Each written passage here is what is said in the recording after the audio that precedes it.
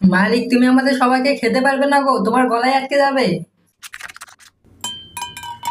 মালিক, তুমি তো আচ্ছা পেটু, এটা তো আমি আগে জানতাম না, তুমি আমাদের সবাইকে একসাথে খেয়ে ফেলবা। মালিক, আমি তোমার পায়ে ধরে বলছি গো, আমাদের ছেড়ে দাও, না হলে আমি অভিশাপ দিলাম, তোমার ইচ্ছে খুলে পড়ে থাকবে দেখিও।